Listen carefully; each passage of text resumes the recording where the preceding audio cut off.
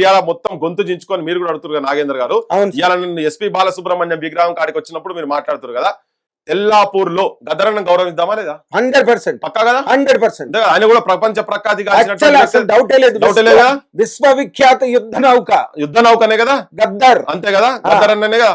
ఇదే గద్దరన్న విగ్రహము తెల్లాపూర్ లో పెట్టేటందుకని ప్రయత్నం చేస్తున్న క్రమంలో అక్కడ మా సత్యయ్య గారు, ఆయన కొడుకు భరత్ కావచ్చు, ఈవెన్ మా పసునూరు రవి ఇటువంటి వాళ్ళు కావచ్చు, వీళ్ళందరి ప్రయత్నం, కంచాయిలే గారు, పాశం యాదవ్ గారు, నేను కూడా పోయిన ఆ దీక్షకు 3 రోజులు అక్కడ కూర్చుంటే కొట్లాడితే ప్రభుత్వాంతో కొట్లాడినాడు. ఎందుకు నాగేందర్ గారు ఒక ఇంటర్వ్యూ మాతో ఎందుకు ఇంటర్వ్యూ చేయలేదు? ఎవరు ఏ ఆంధ్రాకి సినిమాకి సంబంధించినటువంటి వాళ్ళు ఒక్కరు కూడా ఎందుకు మాట్లాడలేదు?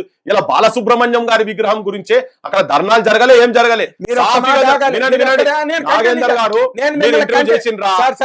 మమ్మల్ని ఇంటర్వ్యూ చేసిండ్రా, ఇవాళ మాట్లాడుతున్నారు, ఇవాళ తెలుగు జాతి తెలుగు మాట్లాడుతున్నారు కదా, మరి గద్దరన్న విగ్రహం ఎందుకు మాట్లాడలేదు? ఎందుకు తెలుగు సినిమా ఎందుకు బయటికి రాలేదు?